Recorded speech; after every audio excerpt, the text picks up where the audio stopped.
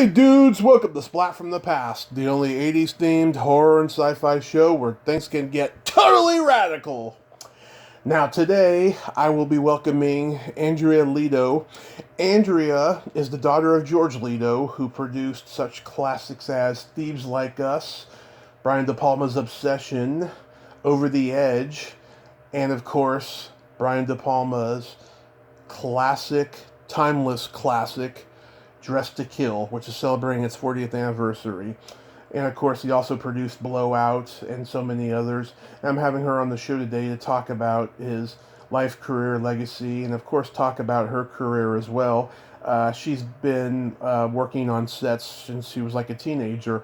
You know, she has done costumes, you know, in the costume department and so forth, you know, acting, producing, directing.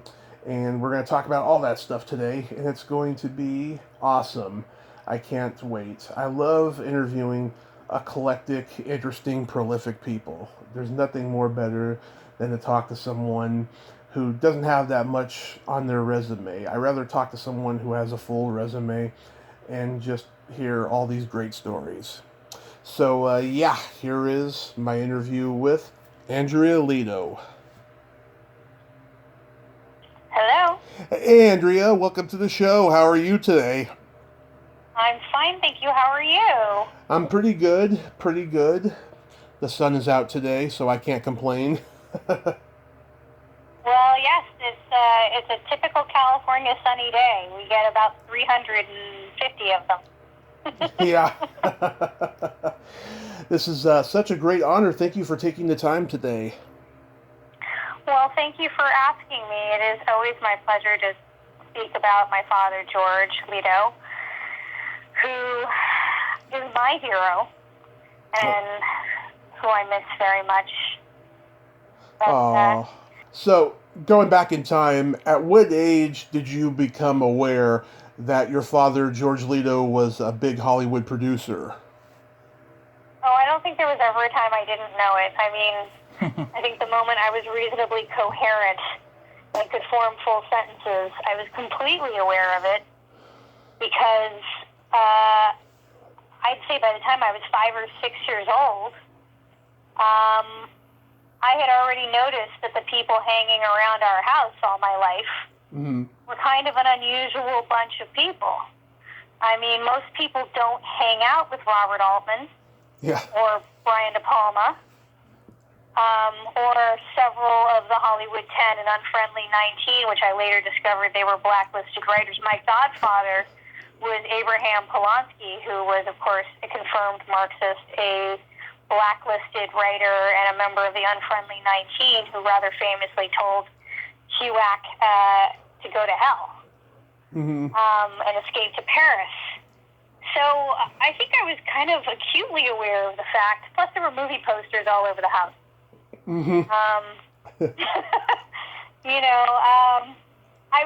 I knew he was always on the phone at night at home with clients and other producers and studios. He was always closing a deal or discussing a deal or talking about a script. I don't think I ever, didn't know. Yeah. What, did you have a normal showbiz childhood for the most part? Not at all. My mother is an Italian Marchesa, born in the United States, of a very noble family from Naples and Sicily. And so we were raised like a very typical Italian household. Nice. We sat down and had dinner together. Whenever my father could join us, he did. We often went out to dinner on the weekends together as a family so that we could have time together. We were very sheltered in a lot of ways. Though we had unusual people come to the house for my father would have these grand dinner parties. And my mother would cook. But someone would end up at the piano, and my dad would play the saxophone. My dad was a jazz saxophone player before he became a Hollywood agent. And there was always music in the house and talent. So in that regard, there was a lot of showbiz around.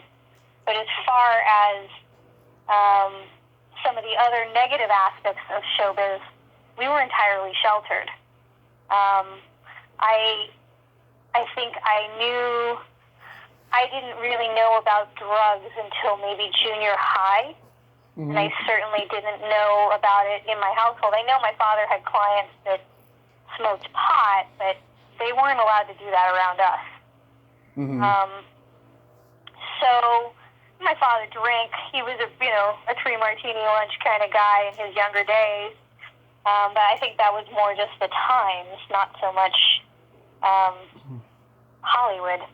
So not in that regard, no. In the sense that I got to visit him at the studio when he was at Fox, or we used to go to the set. I was on the set of Dress to Kill and Blow Out visiting, and, as an 8-year-old kid, I got to meet John Travolta, which was, of course, the highlight of my 8-year-old life. Because, of course, Saturday Night Fever had just come out, and I thought, oh, my God, I just met Danny Zuko. So, in that regard, it was a very cool life, but no, I didn't have much of a Hollywood upbringing. My parents were very strict Italians.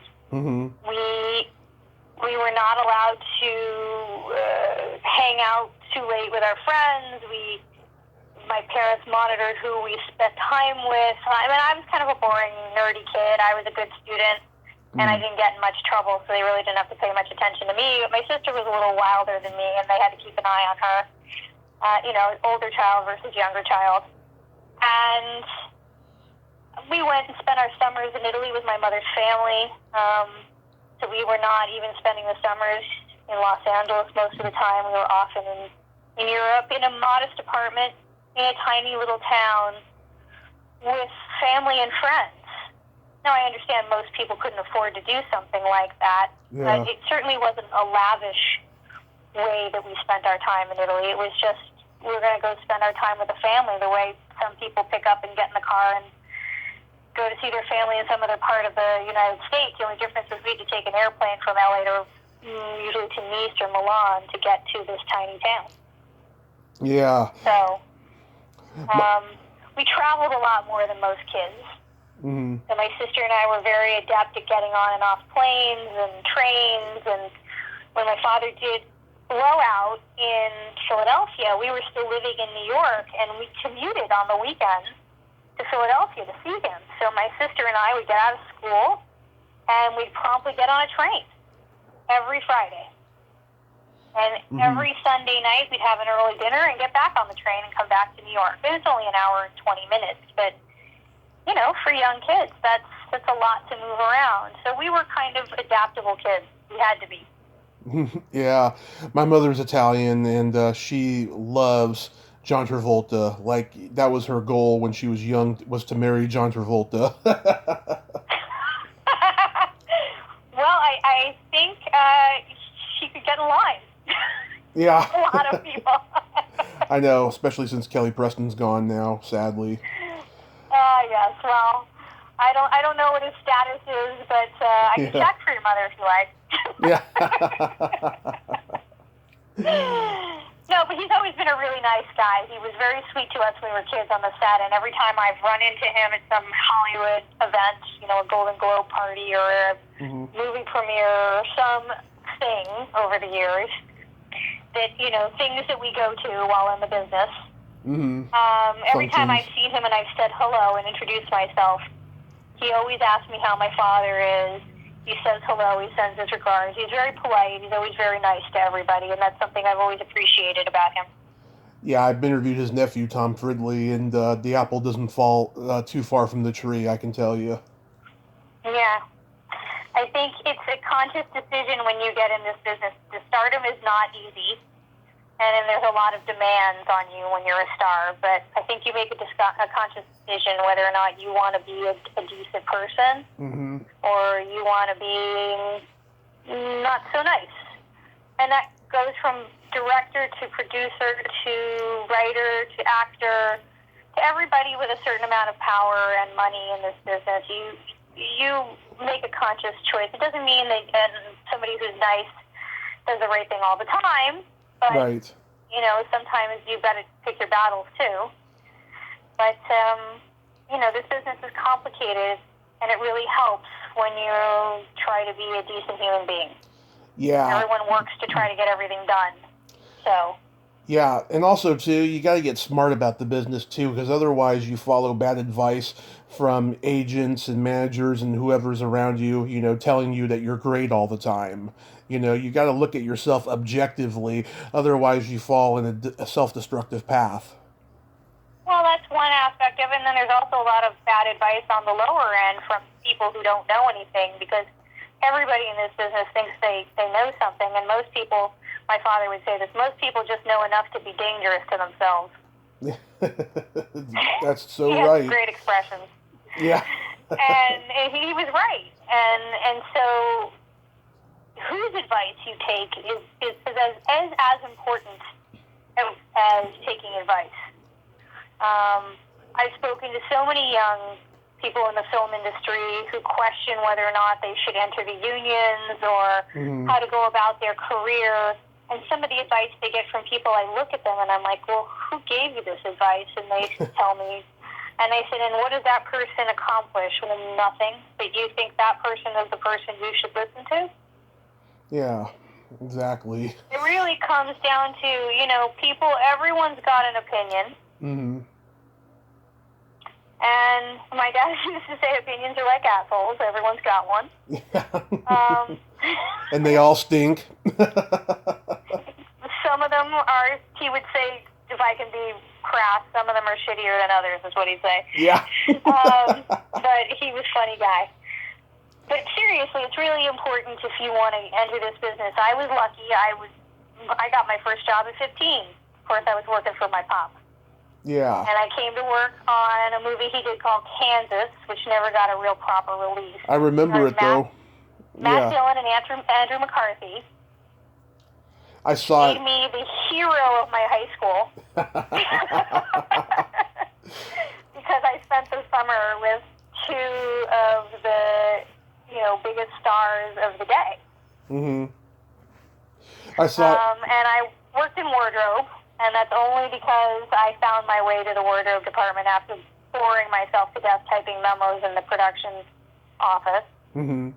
And I worked an entire summer on this movie, and I learned a lot. I was up every morning at 4 a.m. practically, going to set and working 14, 15-hour days. Wardrobe and the ADs are the first one on the set and the last ones to leave. They have the longest hours of everybody. Yeah. I didn't know that when I decided to go work for the wardrobe department, but I was 15 and full energy, so it didn't matter. Yeah. Today, I'd rethink that. Yeah. Not something you could do again. Yeah. So how did your dad go from being a saxophonist to being an agent at William Morris? So my dad had a degree in business from Temple University, and he had a BS. Mm-hmm. And he was playing jazz saxophone at night, and his family owned a pastry shop. So he worked in the bakery during the day, played saxophone at night. Yeah. And he said during the time of the jazz era in the early 50s, jazz was phasing out and rock and roll was phasing in, and all the jazz clubs suddenly were becoming strip clubs. Mm-hmm. And he didn't think he wanted to be a session musician, or he was really good enough to be a session musician. And he tried a little bit to sell a few songs. He did sell a song to Louis Armstrong called which was released by Decca in 1955 that he co-wrote with Louis' piano player, Marty Napoleon, and another guy named Jackie Roy, who was a guitar player. Right. And he sat in a couple of times with Louis' band in Philadelphia at this place called Top Hat Club, which was a famous jazz club. But he saw the writing on the wall, and he said, I don't want to be poor the rest of my life and struggling as a musician.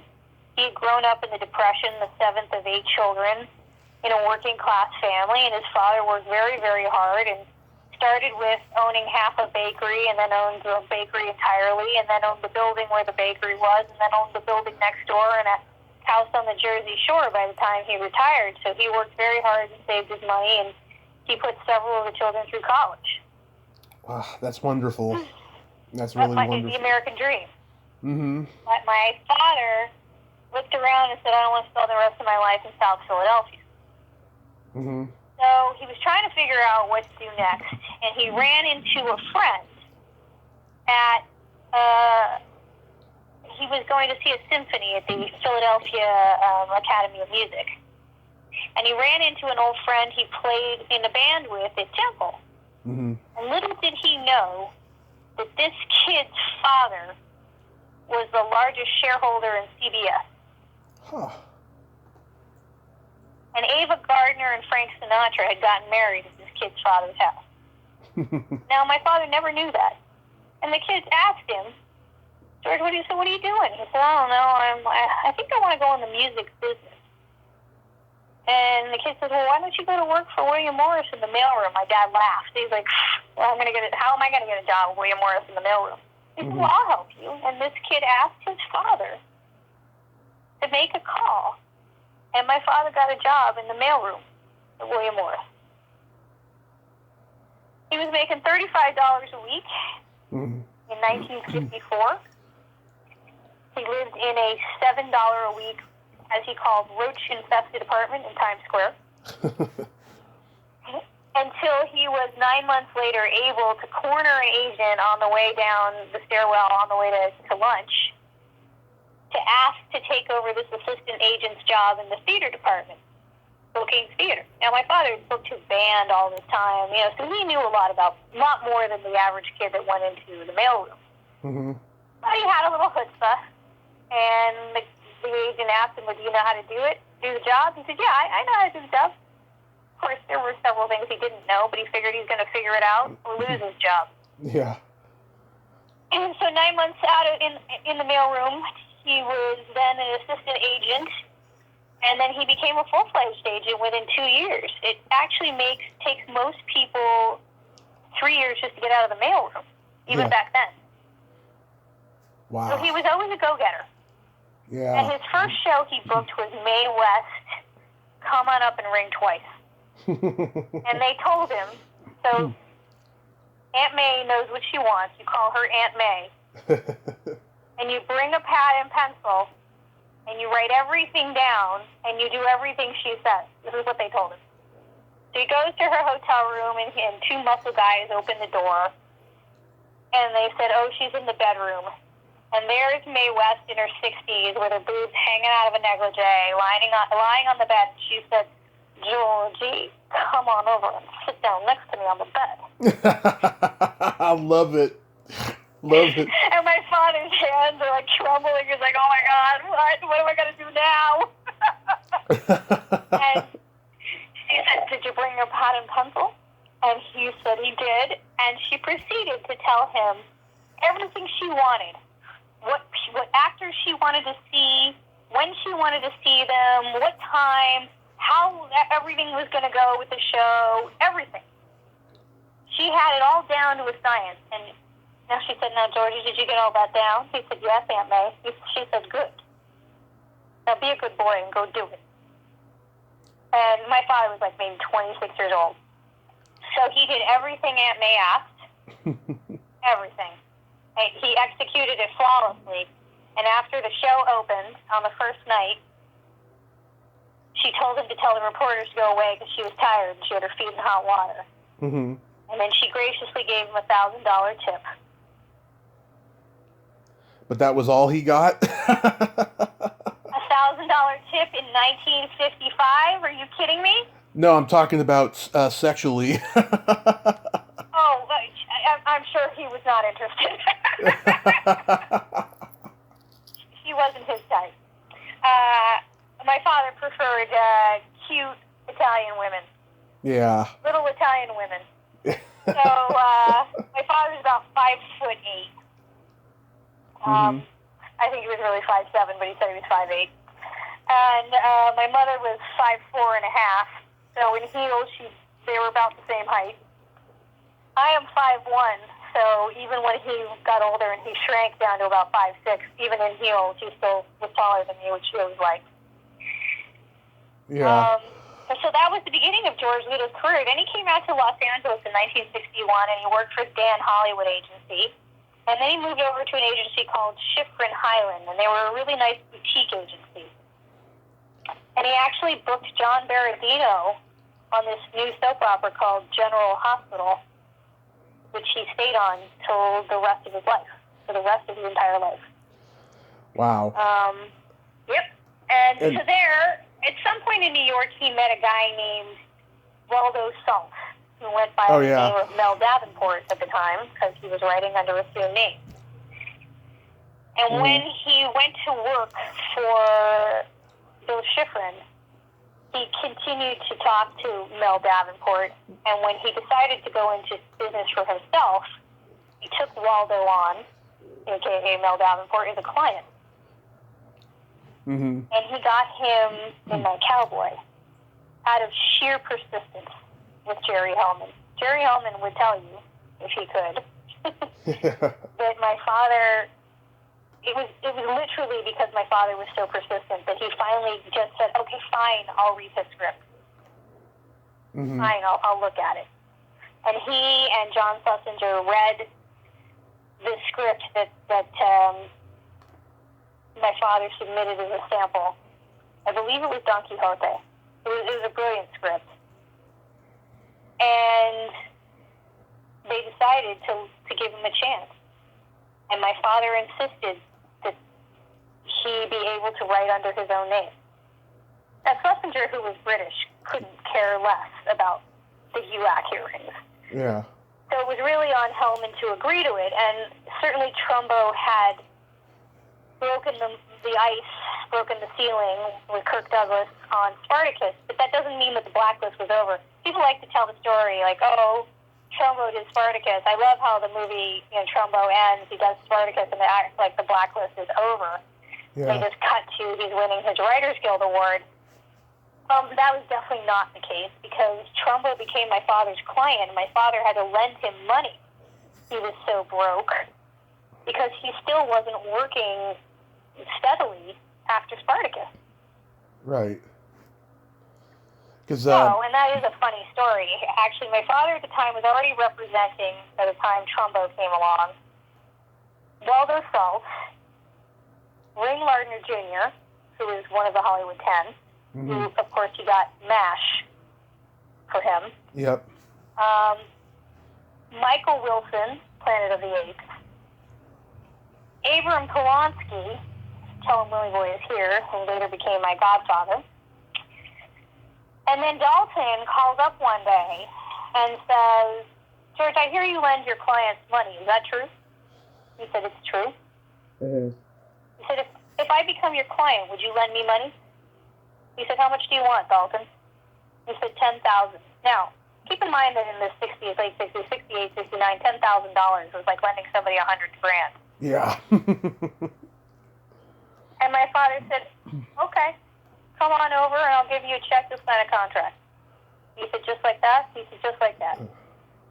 He said, how do you know I'm going to pay you back? He said, I'm going to get you a movie. I'm going to take it out of your money. And take it out of your fee. I have to get you a job. That's all there is to it. And sure enough, he got him Papillon. And so he got paid back. Wow. So, and then Dalton didn't live much longer after that. Yeah. But my father didn't represent the Hollywood 10 only because it was the right thing to do to put them all back to work. He quite frankly thought they were the best writers in Hollywood. And my father used to quote the Talmud. My father is, of course, Italian Catholic. But his mother used to sew with a Jewish woman down the street, and they'd help watch each other's kids. So my grandmother actually spoke a fair amount of Yiddish and would quote the Talmud. And it says, where there is a need, ye thou the man. Mm-hmm. So my father saw a need for these fantastic writers to go back to work, and somebody had to have the courage to stand up to the studios and the producers, and even the FBI, who used to interrogate him rather regularly. Wow. Asking him if he was a communist. Yeah. He was merciless. He said, I don't give a shit what they write. When I sell it, I make 10%. Now get the fuck out of my house. You had to have pretty big stones to take on the FBI and the entire Hollywood establishment, but that's why he went into business for himself, because he didn't want some big agency telling him what he could or could not do. Wow, God. Now, the upside is he took all the risk, or the downside is he took all the risk. The upside is he got all the money. And I continue to collect profits on those films to this day. Good for you. Good for you. Wow. He never sold his contract. Wow. So I still get paid on Fiddler on the Roof and Midnight Cowboy and, so many of them. Wow. God. So, Nashville. Yeah. And, I collect profits where there were profits. I collect profit participation. Popeye. No, my father wasn't involved. My father left after McCabe and Mrs. Miller. Okay. He and Bob Altman parted ways because my father was a producer at that point, and Bob said, "Why don't you want to be my agent forever?" Mm-hmm. And my father said, "Because I want to be a producer. That's it." So Bob Altman wanted my dad to be his lifelong agent. Yeah. Brian De Palma was only his client for a year, and then, of course, they did Obsession together. Mm-hmm. When he was his client, my father helped sell Sisters. Yeah. Ed Pressman. So he took a lot of risks. When he decided to make Obsession, he put up our house. He financed Obsession with the mortgage of our house. Mm-hmm. Wow. So that's pretty risky and pretty impressive.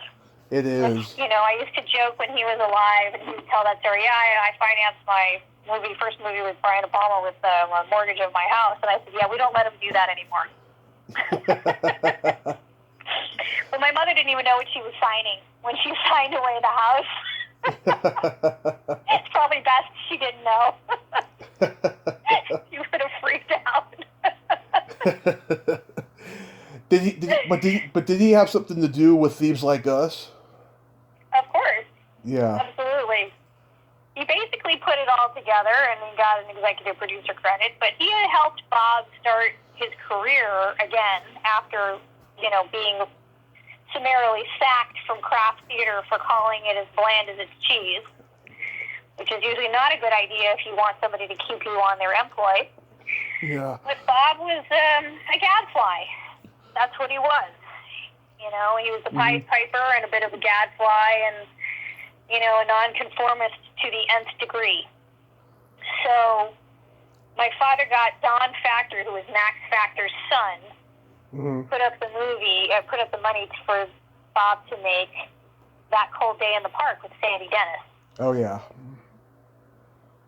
And after 17 directors turned down MASH, my father went into Fox and said, I told you day one that this movie ought to be directed by one of two directors, Stanley Kubrick or Bob Altman. Kubrick has turned it down along with 16 other directors. You want to give Altman a shot now? Mm-hmm. And it is Altman who took the vignettes, because it was a very vignette-y kind of piece, and strung them together with the radio, the use of the radio, the military radio that played. Yeah. And there was some improv on set, not as much as he'd like to say, because Ring Lardner Jr. wrote a masterful script. And, of course, it was the first movie to use the F-bomb. Really? And they got that. Yep, it was the first movie to use the F-bomb. And my father said to him, how are you going to get past the censors? He's like, I'm going to do it so fast, I'm not even going to notice it. And if you watch the football scene, he says, hey, Mac, I'm going to knock your fucking block off. And then the scenes, they crash into each other. It happens so fast, you almost don't hear it. And so when the censors viewed the picture, apparently Bob Altman distracted them in that moment so they didn't hear it. And they passed. Seems like fate was always on his side. Altman was just extraordinarily. He would try anything. You know, the movie that got Altman the job on MASH is he did a lot of home movies, and he did this funny home movie called Pot au Feu, which was about what the world would be like if pot were legal. And it was a very funny movie with people smoking pot and blowing pot rings in the pool underwater, which of course they use milk for that. And just really how people's lives would be very chill. It was very funny. And so that movie, because it was so controversial in its time, got him MASH. And of course my father financed that little home movie, and his producer's name was George Litto, like he was French, Georges. It was kind of a joke. It was one of those things that circulated around everyone in Hollywood had seen it at the time, and it circulated around and became like kind of a little fun cult favorite for inside Hollywood people, but nobody else knew about it. Yeah. And so that's what got Altman the job, but MASH was a struggle. Altman almost quit 3 times. Oh, yeah. Elliot Gould and Donald Sutherland tried to have him fired. It was wild, and Bob was always wild, so it was always a wild time with Bob. But there's a great Bob Altman story about my dad. My dad was he did not do drugs. Yeah. Not smoke pot. My dad drank, but he did not do any of that stuff. And he went over to Bob Altman's house one night, and he was hungry, and he saw a pot of meatballs on the stove, and he got like 6 of them out and started eating them. And Bob said, "George, how many of those meatballs have you had?" He goes, 6. He said, "Have a nice trip, George." Apparently they were laced with pot, and my father said he was high for 3 days. That's awesome.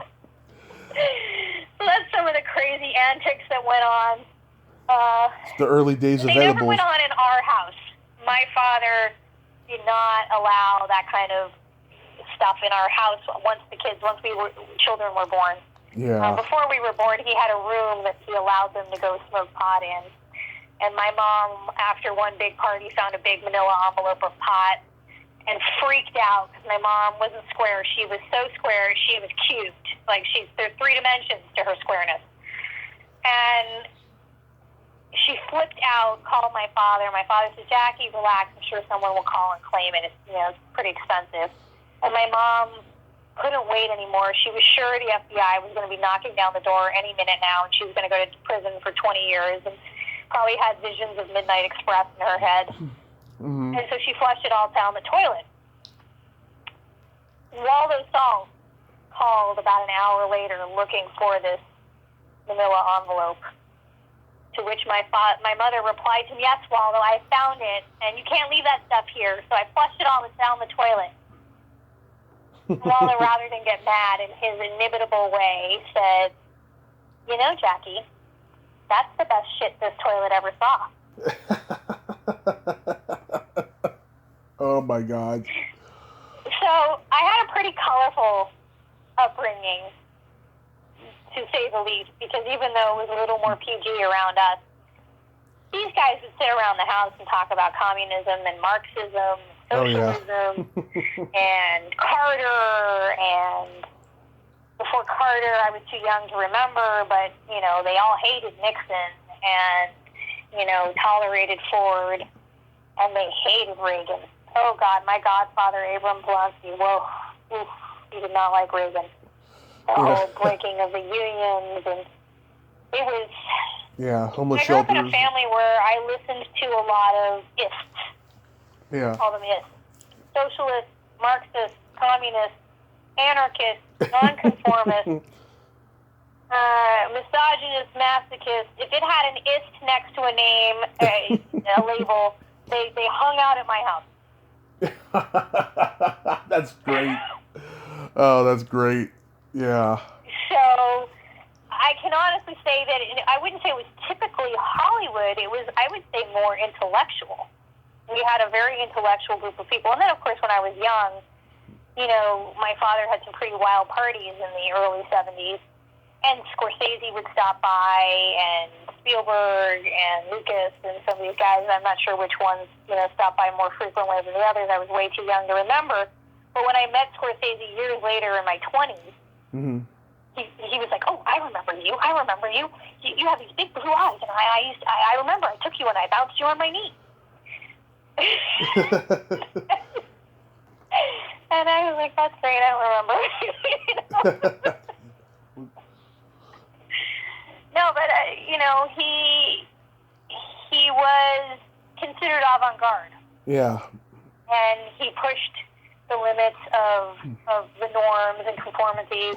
He financed or gave the finishing money to Melvin Van Peebles to finish Sweet Sweetback's Badass Song. Yeah. Something that Mario Van Peebles conveniently left out of his documentary. I don't know if because Melvin never told him about it or they just wanted to leave him out. Mm-hmm. Maybe because they owe him money. I don't know. Yeah. And so he also helped sell it to Cinemation for distribution. And when, I think it was the LA Times magazine interviewed him about it, they told him, how could you get behind a movie that's so clearly anti-white? Yeah. It's racist against white people. They hate white people in this movie. I mean, it's wrong, George. How could you help them have this movie distributed, financed? How could you do that? My father said, well, we've been wrong for 200 years. They're entitled to 2 hours. Yeah. And that really was his point of view. Yeah. You know? I think my father would, the label, the ist I would give my father is I always called him a humanist. Mm-hmm. He was much more feminist than almost any man I knew who was born in 1930 who came from a Sicilian household. He had 2 daughters, myself and my sister, and he always told us we could do or be anything we wanted to be. It had nothing to do with being female or male. That's good. I never found that if I came home and I told him, well, so-and-so said I can't do something because I'm a girl, he said, well, do you agree with him? No. Okay, well then go prove him wrong. That was his attitude. So it gave me a very can-do attitude. That's good. A little more so than he was even comfortable with, I think, because I was so much like him. If he said it was like looking in a mirror. So I got my driver's license when I was 15 years old on the set of Kansas because I found out in the state of Kansas I was allowed to drive to and from work. So I slipped the DMV paper that he had to sign in a bunch of papers, a stack of papers he had to sign that I knew he wasn't going to be looking at. And I got my driver's license, and the next day I stole his car from him and drove to work and left him a note. And he said it was he was so proud and yet so angry at the same time. He couldn't understand how he could feel both emotions so clearly. But yeah, so I was a very lucky girl to grow up with somebody who gave me the freedom to grow and to try and to make mistakes. Mm-hmm. I hear his voice in my head all the time when things go wrong, when he would say, you win some and you lose some. Exactly. When you're down, you get up and you dust yourself off and you start all over again. Just keep going forward in life. Because it doesn't matter how many times you fall down. It matters how many times you get up. Very well said. Exactly. I have to mention Over the Edge because my mom My favorite movie. Yes. Of his. My mom was childhood friends with the girlfriend of one of the real boys that inspired this movie. Oh, really? Yes. San Mateo, California. That's where we're from. And I did not know that. Yes. And I found out about this movie about 15 years ago or so, and I just fell in love with it. And I found out that the studio feared that it was going to cause riots like the Warriors did, and so it didn't get played in theaters. Well, it did play in theaters, but they really didn't get behind it in the marketing campaign. Oh, okay. Even though it had won first prize at the London Film Festival. And many film critics have said that this movie is the best teenage rebellion film in trouble without a cause. And Vice magazine said, and in some ways better. Yeah. It's one of Cameron Crowe's favorite films because it has the first rock score in it, which was also another first my father was, capable of doing. He was not afraid to, even though my father didn't love rock and roll, he was a musician at heart, and so he knew good songs and good chord structure when he heard it, even if it wasn't his cup of tea. Right. And Van Halen was particularly perturbed that he asked them to do the cover of Girl, You Got Me Now. Yeah. You Really Got Me Now, because it was a Kinks song and not one of their own. Yeah. But he said, but that's a better song. But they kind of rewrote it, They kind of rewrote it and made it so bombastic. Yes, exactly. And it worked for the movie so much. But in the end, they originally put Teenage Wasteland was the final song, and my father said, no, we need a song that's hopeful. Otherwise, this is going to be too dark. And that's when they came up with Ooh Child, Valerie Carter's Ooh Child. Mm-hmm. But, Tim Hunter, who is, of course, blacklisted writer Ian Hunter's son. Yeah. And Ian was, for a time, my father's client as well. Tim Hunter brought the script to my father. I think he'd read an article about these kids, and they decided to set it in Colorado. I think because it was easier to shoot, and because, to be perfectly frank, the child labor laws were a little less stringent, because they wanted to use real 15-year-olds. So the casting agent found Matt Dillon cut in school in like a middle-class neighborhood in Long Island, and that's how they found Matt Dillon. And Vincent Spano had already done a play on Broadway, so he had experience. Mm-hmm. And they originally thought that Vincent should play Matt's part and Matt should play Vincent's part because Vincent had more experience as an actor. And my dad said, no, there's something raw and wonderful about Matt Dillon. Let's give him, he should be the bad kid. Yeah. And so it was. And I'm still friends, actually, with Vincent Spano. Nice. I'm a big fan of his. Who my father convinced not to change his last name. Mm-hmm. My father said, be proud of being Italian. Be proud of who you are. There is no shame in being Italian. And back then, it was very difficult to be Italian. People forget that being Italian was not a positive thing. This is pre-Armani and really great Italian food coming to this country. Being Italian, Italians were on the wrong side of World War II, so there was a lot of prejudice for Italians because of that. They were interned in the United States in camps. Pre-World War II, Italians were seen as mafia thugs and low-level peasants. And in the South, they were actually lynched in one of the largest lynch mobs in the history of the South. 12 Italians were lynched in New Orleans, right in a square outside the courthouse before they even had a trial. Mm-hmm. Because a white woman had accused them of gang rape, which she, of course, later recanted. And in the South, Italians, especially dark-skinned Italians from the South, were referred to as the half N-word. Oh.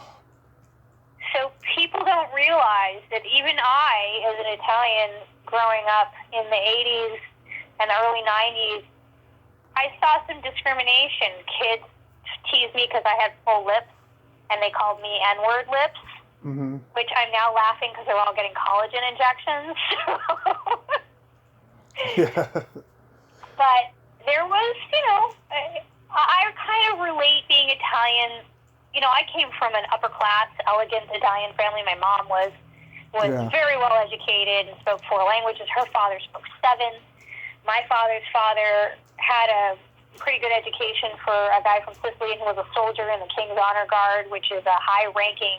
It's sort of like being in the Army Rangers, but they also guarded the king in Italy when Italy had a king.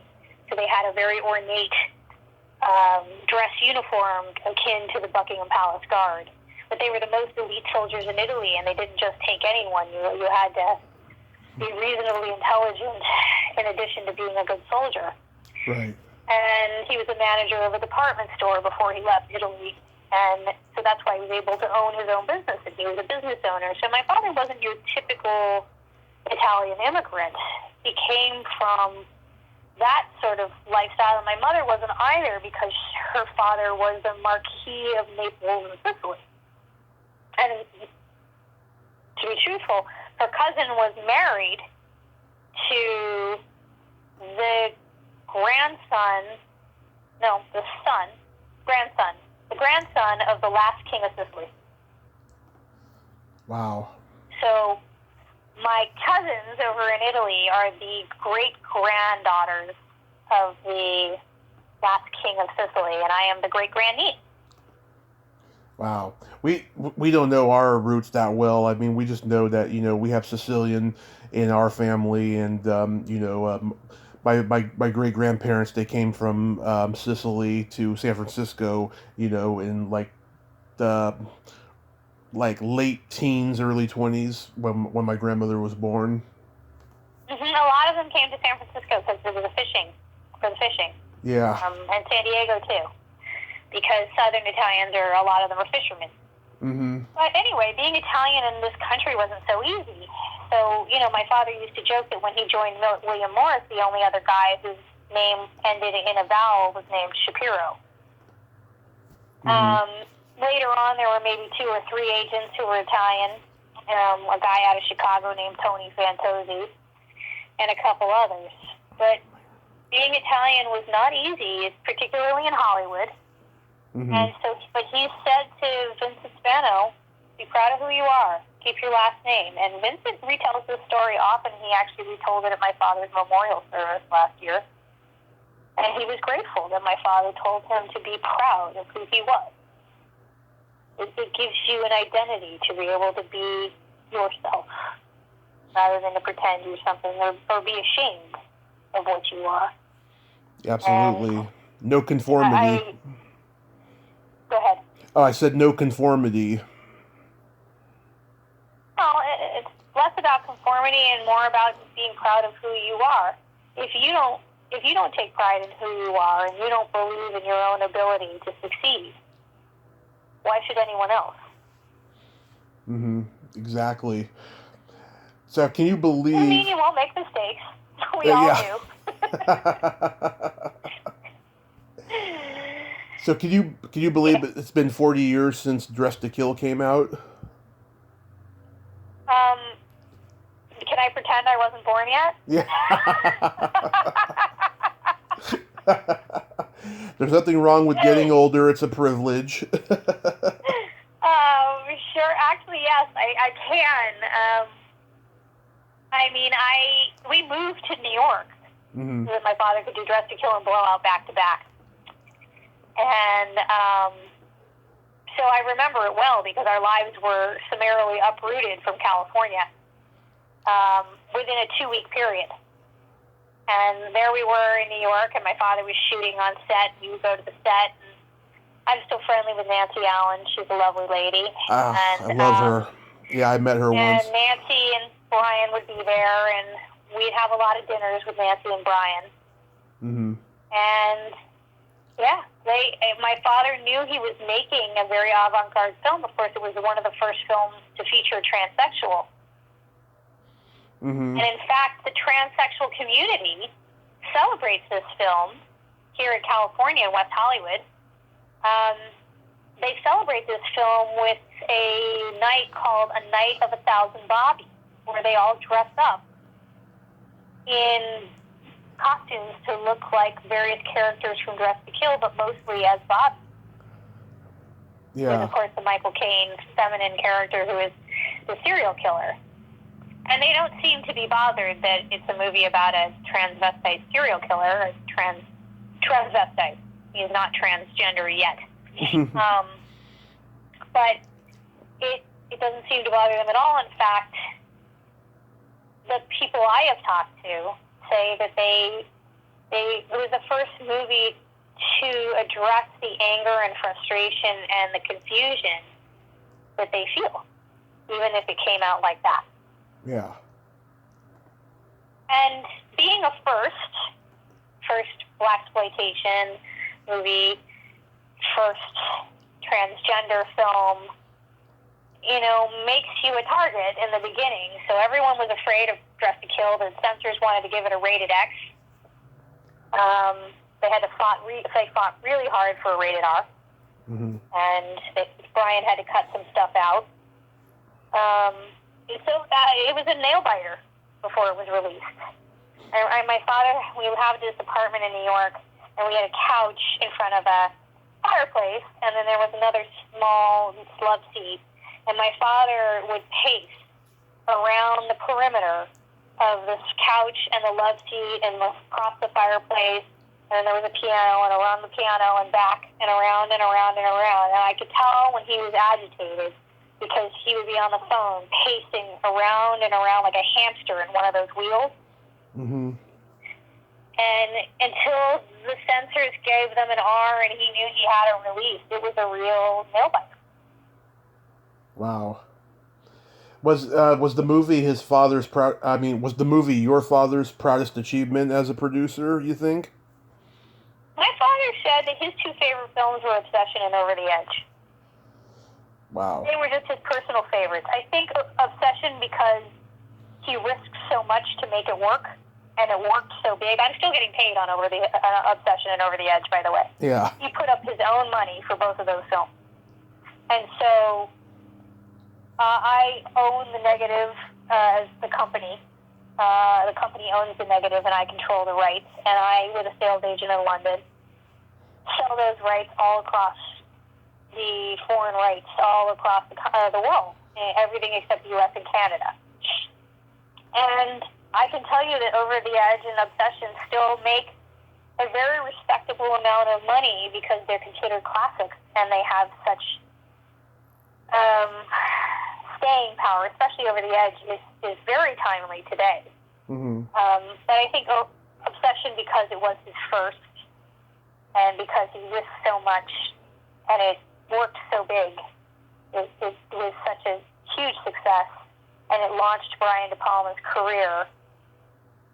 And I think he and De Palma, their relationship was at its best during Obsession. As De Palma got more important and more famous, my father says he listened less and less.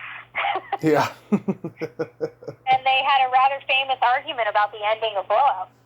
My father thought that Nancy should have been saved. Nancy Allen's character should have been saved, and it should be a happy ending. And Brian insisted on this film noir. Now, film buffs love the film noir, but the movie didn't make as much money as perhaps it could have if it hadn't been so dark, with such a dark ending. Mm-hmm. Especially in those days, people didn't really accept dark endings. Yeah. So, is it true? It's 6 of one, half a dozen of the other. I can't tell you which one would have been right because we never saw the other ending. It was never shot. Yeah. But I know people like Tarantino love Blowout. Yep. They love the ending. And so maybe my father was wrong. Maybe artistically it was the correct ending to have, and to hell with the money. But at the end of the day, he was going to do Scarface, but he and Brian had such a falling out at that point. I think he just couldn't do it anymore, so he took himself off the picture. Is it true that he replaced Ray Stark on Dress to Kill? He didn't replace Ray Stark so much as Ray Stark couldn't get it together, and my father got it financed. Mm-hmm. When it comes down to being a producer, you get an option, which is usually a short period of time in which you have to put the movie together. It's kind of like a lease. You get a lease on the script for 18 months, 2 years, 3 years, sometimes with an option to renew. And you pay for that privilege. Yeah. And if you as the producer aren't able to put the film together, that option lapses. and then someone else has the opportunity. And I wasn't there, so I don't know the exact details, but to my best knowledge, Restart just wasn't able to get the movie financed, and my father was able to get it financed through AIP, Markoff International Pictures. Mm-hmm. And Stan Markoff was doing all kinds of boutique-type horror and thriller movies at the time. So the name of the game is get the movie made. Yeah. Yeah, I know that. Brian wasn't so big after Obsession that he had his pick of the litter. He was considered, a comer. Mm-hmm. But it is true that Brian declined to do Taxi Driver and recommended Scorsese. Oh, yeah. Because Brian hated Los Angeles so much, he would do anything to not be here. I don't think Scorsese likes LA either. It's a New York thing. Yeah. Having grown up on both coasts, and I would say I'm more New York than I am LA in terms of attitude. My dad was from Philly, so, and my dad, he had a kind of Philly accent. He talked a little bit like this. My mother grew up actually in Los Angeles. She was born in Newark, New Jersey, but she moved here when she was 4, and so she grew up right in the heart of Hollywood. Mm-hmm. I would say I'm a little more New York, and I love the East Coast. It's just that I moved out here for work 16 years ago, and I'm kind of stuck here now because once you get a routine down, you get kind of ensconced in your world. Very hard to leave it. But I get to New York maybe 6 to 8 times a year if COVID's not happening. Yeah. And I do a lot of work there. I was actually, pre-COVID, I was working on a documentary on my father's life, primarily focusing on what he did for the blacklisted writers. Mm-hmm. And I got about a third of it done, and then I had to stop. So, which of course, means that I can't finance the rest of it and all of that because I literally have to stop. So now people are going back to work a little bit more with COVID, and there may be an opportunity to get started again. But most of the people I have to interview are much older, so I have to maybe do an inquiry of all of them and find out how comfortable they feel having people come into their house, film crews, etc., even if we all get tested.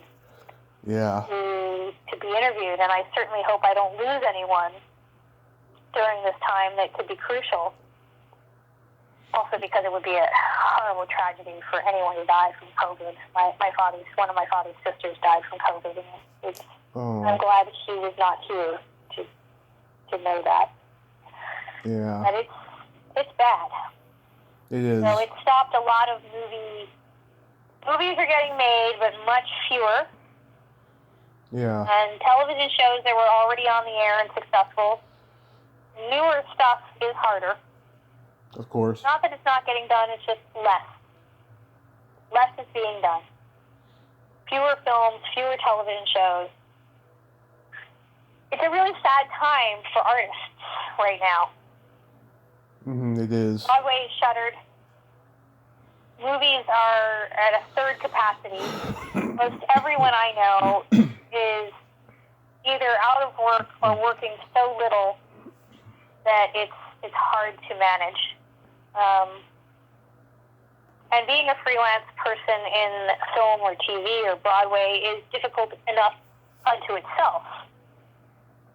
So I'm going to make a political statement here because my father made political statements all his life. Okay. He stood up for the Hollywood 10. Okay. I challenge our incoming president not only to get COVID relief to the general population, but to save our artistic community. Yes. Because the arts lift people up. The arts are not just popular entertainment or elitist entertainment.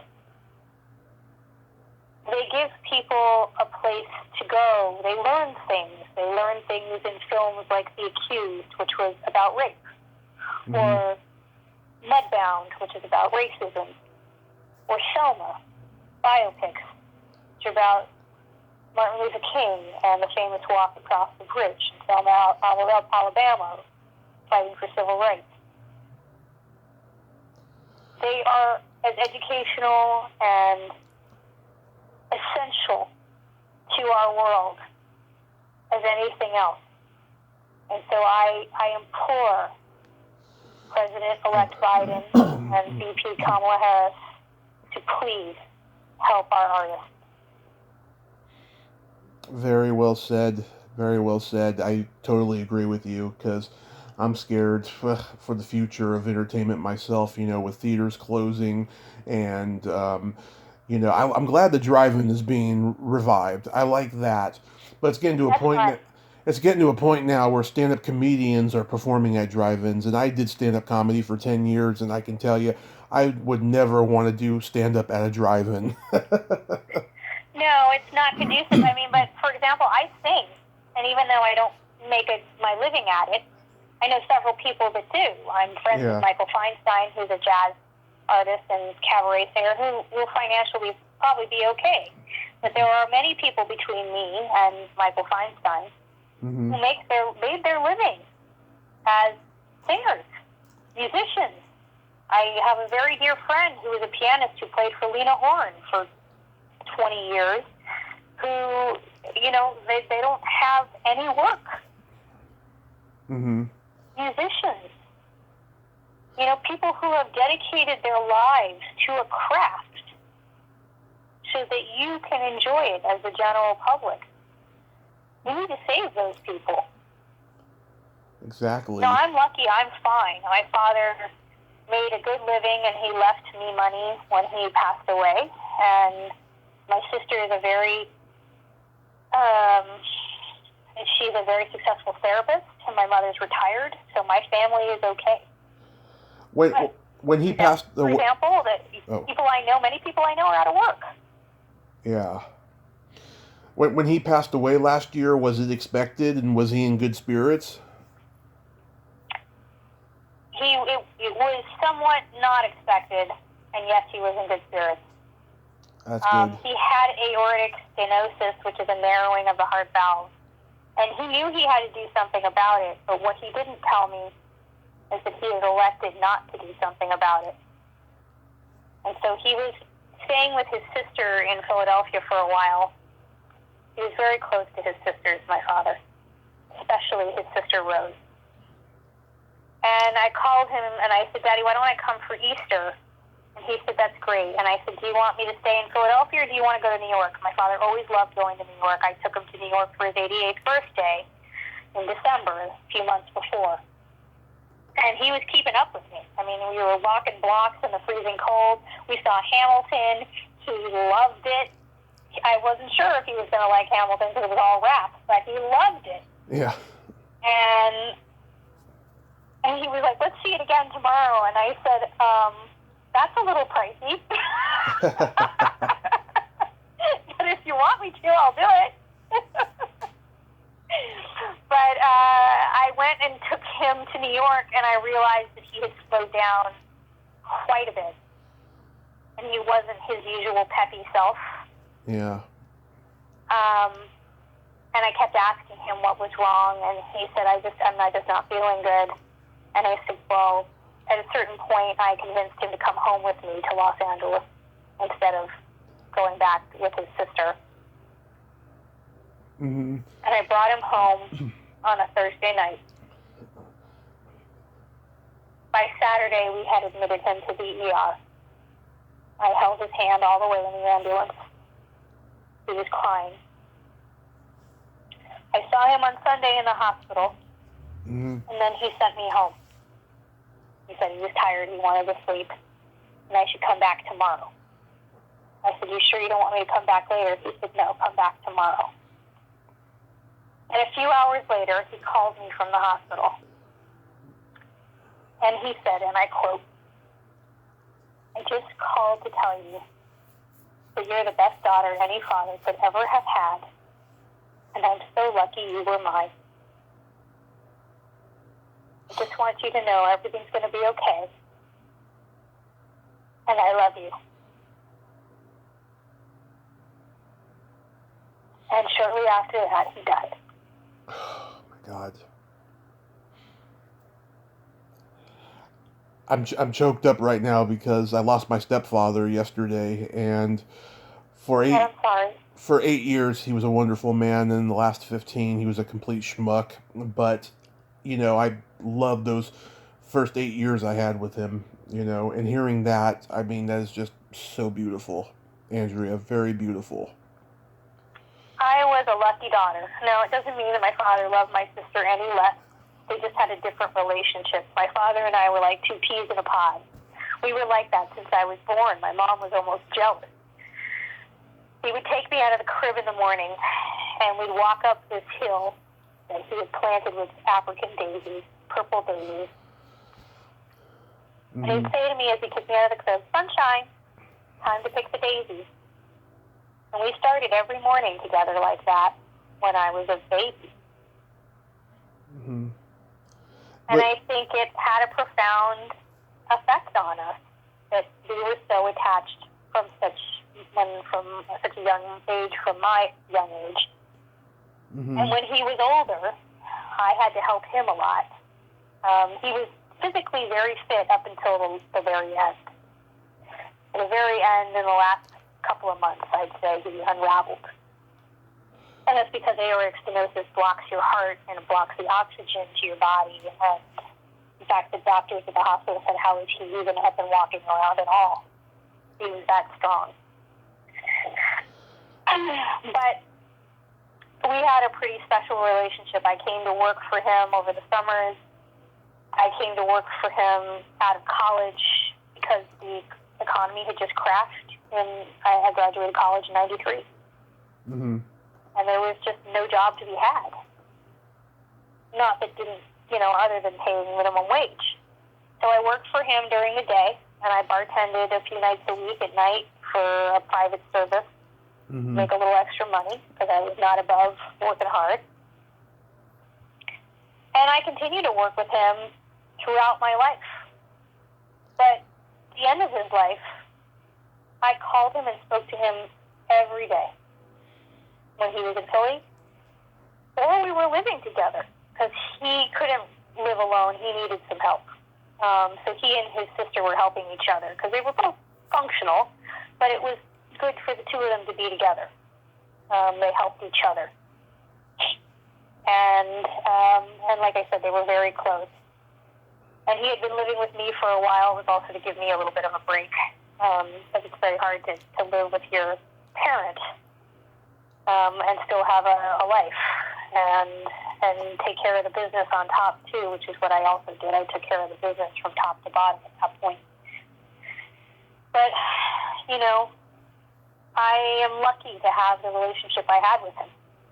I'm lucky to have a father that had so much integrity, who believed in the underdog, who stood up for what was right. He wasn't right about everything. He wasn't perfect. God knows he had a temper. He sometimes really made a mess of things. But his heart was in the right place. And that's the one thing I always knew about my father, is he meant well. Yeah. And I can't say that about a lot of people. My father was always very concerned about waking up in the morning, looking in the mirror, and being okay with who he was. That was important to him. Yeah. And he taught that to both my sister and me. It's really important who you are, how you treat other people. And you got to live with yourself. Mm-hmm. I think if we had more people like George Litto in the Hollywood industry, who stood up for talent, who stood up for the Constitution, who stood up for just doing the right thing. I mean, one of the things that boggles his mind was the whole Harvey Weinstein story. I mean, he knew Harvey was a scumbag. Yeah. And he said, Harvey's been screwing everybody for years. Well, now it turns out it isn't just for money. That's what he said. And he didn't mean it to be flippant about the Me Too movement. It spoke to his character. Mm-hmm. He didn't value other people. He didn't value them as people, as talent. He didn't value them to pay them. And he didn't value women as anything other than something that serviced him. And that's what he meant by it. That Harvey Weinstein didn't value human beings. Mm-hmm. And that's character. That's not a behavioral flaw. That's a character flaw. Yeah.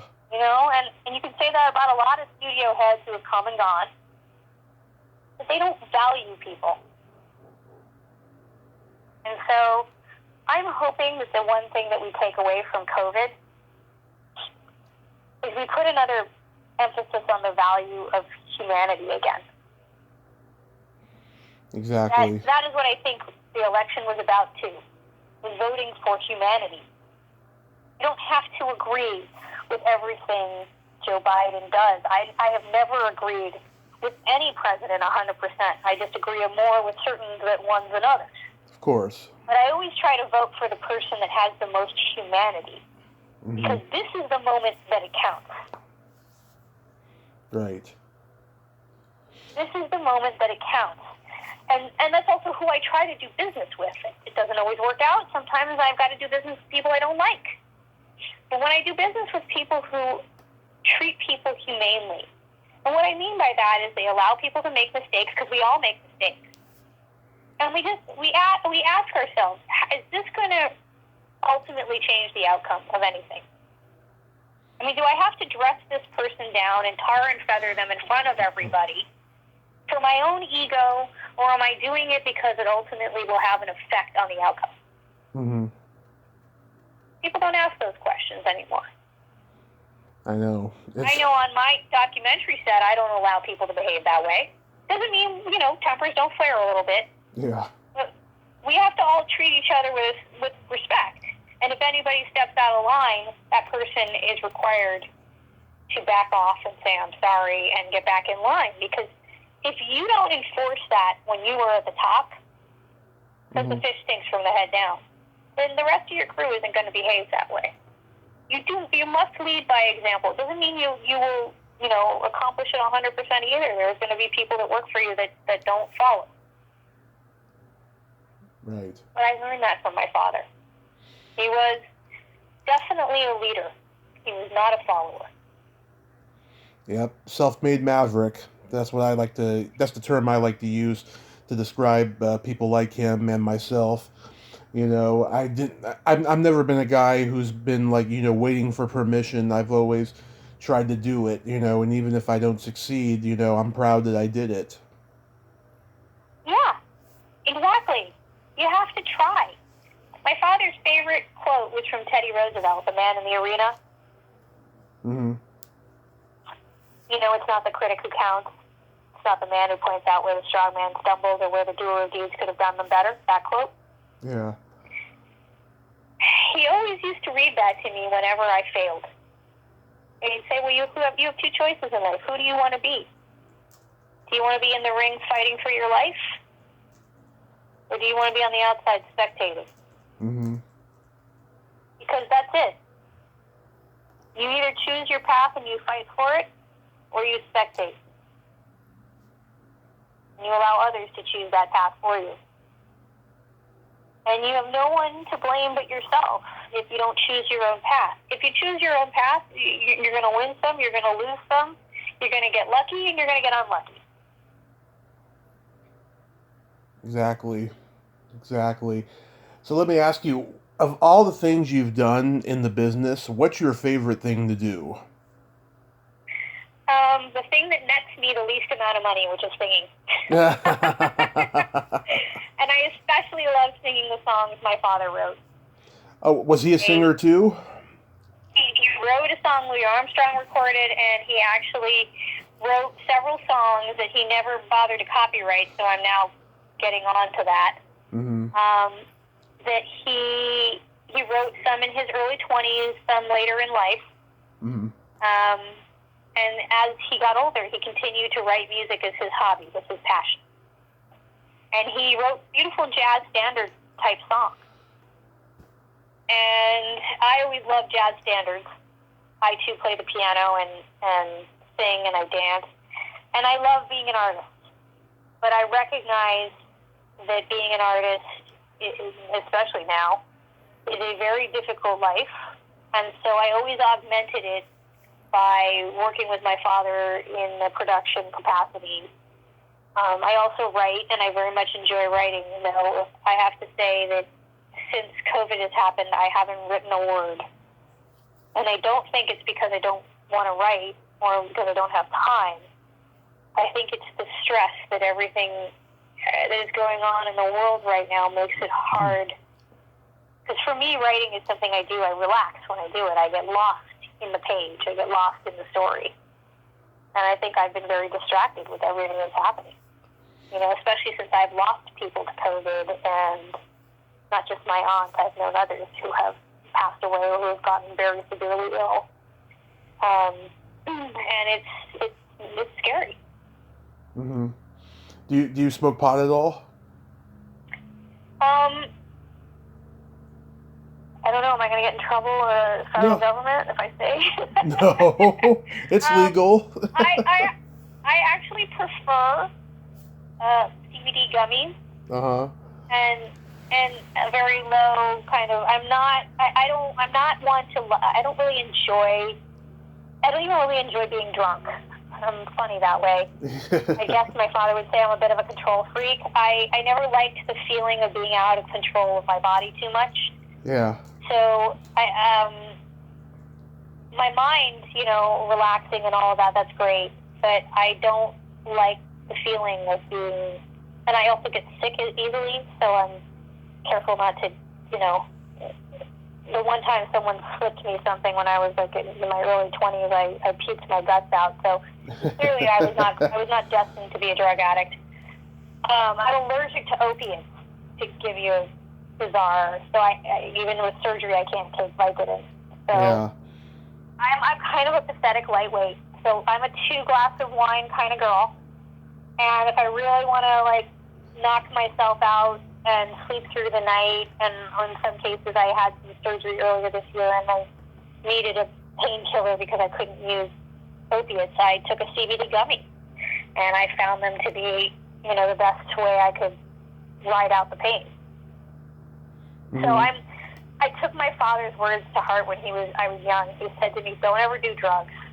He said, I'm not worried about smoking pot, but, you know, make sure it isn't laced with anything. Back then you had to worry. If you don't do any drugs, it's because I don't want you to ruin your life. Some people can handle them, and unfortunately you find out only when it's too late. Mm-hmm. He said, don't drink to excess. He said, I made that mistake. You shouldn't do that too. Don't ever smoke. My father quit smoking at 50 when his brother died of lung cancer. Don't ever smoke. And don't get on the back of a motorcycle or ride a motorcycle because they're dangerous. He said, these are my only don'ts for you. Yeah. Go do everything else. Nice. Those are good words to live by the way. You know, I've been sober 5 years following my car accident, and I won't touch any alcohol. I've had a couple pot joints, you know, since then, and I'm addicted to coffee now, which I'm trying to get off because you drink too much of that stuff daily, it just fries your brain, you know. Yeah, it's a little strong. I don't even actually drink coffee every day. I'm so crystal clean, you know, caffeine. I'm boring. In fact, I went to college in New Orleans, and I hung out with a pretty wild gang of girls. One was a preacher's daughter, one was an army brat, and the third one was, you know, a girl from New York City. Mm-hmm. And I've grown up in LA and New York, and they would get just blind drunk, and in so much trouble. And they didn't probably even know this. I would get a vodka cranberry in the beginning of the night, and then I'd go back to the bartender and have him put cranberry and soda water in there pretty much for the rest of the night. Maybe I'd have 2 the whole night, and we'd be out 4 or 5 hours. Because I weighed like 85 pounds. I was so skinny. I'm 5'1", and I'm built like a ballerina. That I couldn't really hold my liquor. And I went to college in New Orleans where everyone drank. so Yeah. much. So rather than be humiliated or even have the conversation about why I wasn't drinking, I pretty much had a placebo drink all night. So I was the one who got us all home every night because I was the only one sober enough to do that. Yeah. it's crazy, I had you plenty know. of fun. Oh yeah. I mean, I don't regret those 4.5 years that I was drinking because I had a lot of fun. I learned a lot, you know, and it made me who I am today. Because I wouldn't have this podcast now Yeah. if I was still drinking, you know, and I'd probably be gone now. But God had a plan for me. Well, I think we all have a journey to take, Mm-hmm. and we have our own unique journey. And none of us take a journey that's a straight line. My godfather, Abram Polanski, which I was blessed to have him as my godfather, so he was a really, really spectacularly intelligent man and a philosopher. And he was Russian Jewish, and of course, how could I, as an Italian Catholic, have a Russian Jewish godfather? It's really simple. My parents lied to the priest and said he was Polish Catholic. Nobody questioned it. So my baptism was tainted from day one. My entrance into the Catholic Church was tainted from day one, and I think that's had an effect on it for the rest of my life. But I'm really lucky because he used to say, you know, nobody's keeping score but you. Yeah, exactly. It's your life. It's your journey. Nobody's keeping score but you. Exactly. So, yeah, it is so true. So it's really important to remember that, you know, especially when you find yourself beating yourself up for something you did wrong. Doesn't mean that you shouldn't learn from it. You shouldn't atone for it if you owe someone an apology or, you know, try to make up for it. But it does mean that you shouldn't, you know, carry it like a weight of guilt on your shoulders your entire life. I mean, I think that's great that a Russian Jewish man told me not to feel any guilt, so that's fantastic. Exactly. Oh my God. That was a rare exception, yeah. Yeah, not to feel any debilitating guilt. That made him an extraordinary philosopher right there. And he was a confirmed Marxist until his death. Mm-hmm. And we would talk about communism and socialism and Marxism and the application of it. And I think one of the things that, you know, he died in the 90s, before we saw Europe really become the European Union. But we did start to see the beginnings of sort of social democracy in socially democratic nations, from Norway down to Germany to France. And, you know, we would talk about the pros and cons. He was a philosopher, but he was also a pragmatist. And I asked him one day why he went to all those communist meetings. He was funny. He said, well, first of all, the girls are good looking. And second of all, he said, none of us thought we could ever overthrow the government. That's a joke. Yeah. We were just looking for a fairer society. Because you have to understand, in the 30s, people didn't have a 40-hour work week. There were no child labor laws until 1938, I think.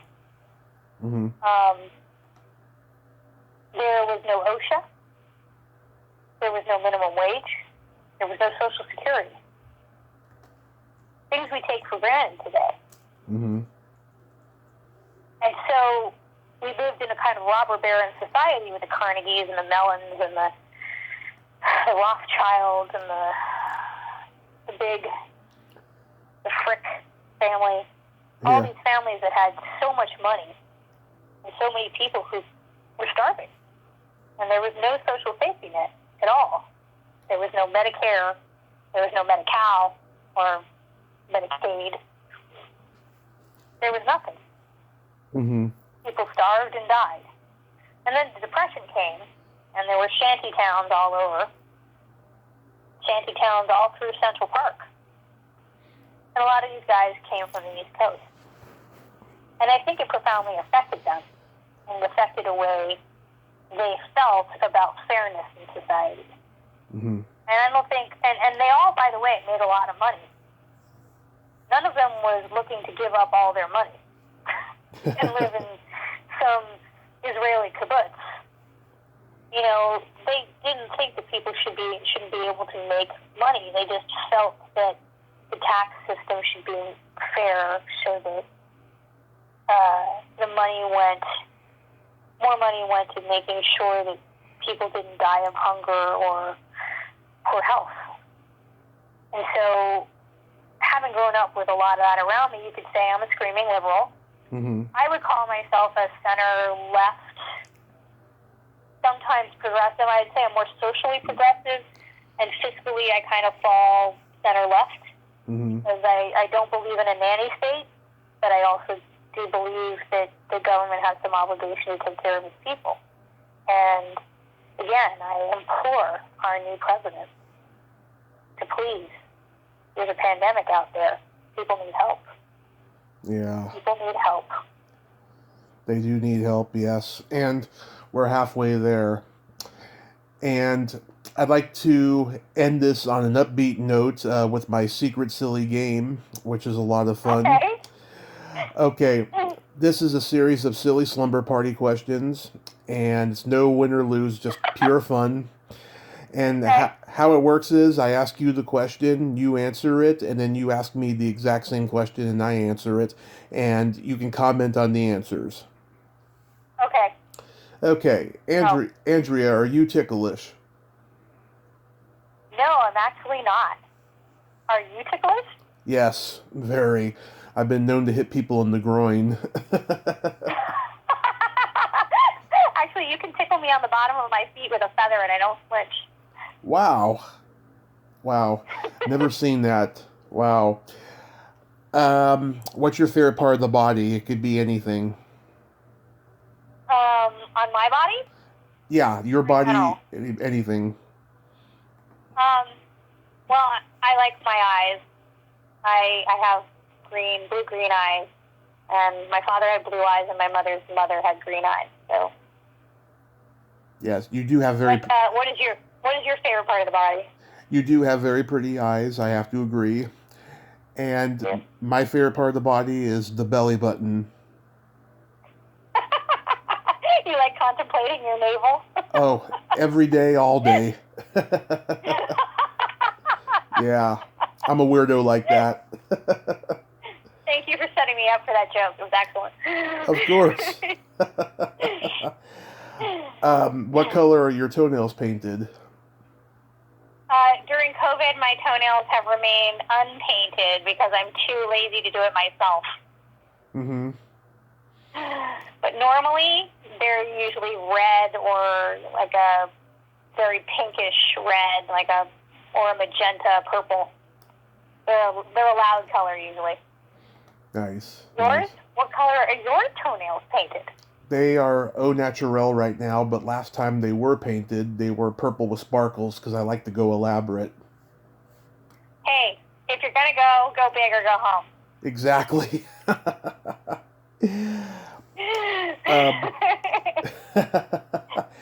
What would you say is your best personality trait? My loyalty. I agree. You sound like a very loyal person.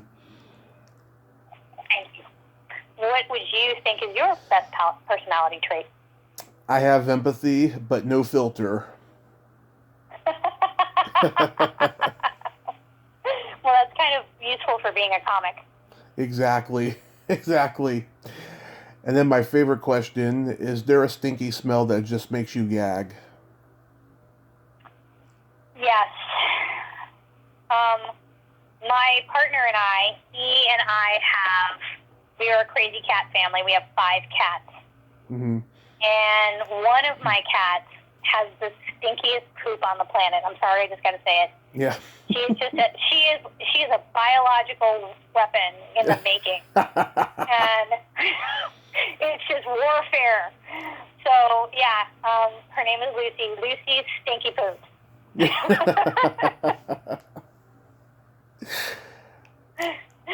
And you, is there a particular smell that makes you gag? Either farts or feet. Okay, well, what if feet aren't stinky? If they're not stinky, I absolutely adore them. I won't ask you the same about farts. No, no, no, no. They could be pretty bad. Yeah. Well, it was really, really lovely speaking with you. Thank you so much. Yes, it was a lot of fun talking to you too, Andrea. You're so smart and insightful, and I hope your documentary comes to fruition because it sounds like it's going to be completely awesome. Thank you. It's called My Father Moves Mountains. Oh. How George Litto bulldozed the Hollywood blacklist. So hopefully when things ease up on COVID a bit, I'll be able to get back to work. And then maybe with any luck, we'll see it on one of the streaming channels. That would be spectacular. Well, you stay safe, Andrea, and have a great rest of your day, and happy holidays. Thank you. You too. Please be safe and stay healthy. Thank you so much. Bye-bye. Bye-bye. Well, there you have it. Andria Litto. Ain't she a sweetheart? Oh my God, she is just so wise and just well beyond her years. I loved talking to Andrea. Until next time, this is Tommy Throwback Kovac saying, there's no shame in living in the past, because the present sucks. Later, dudes.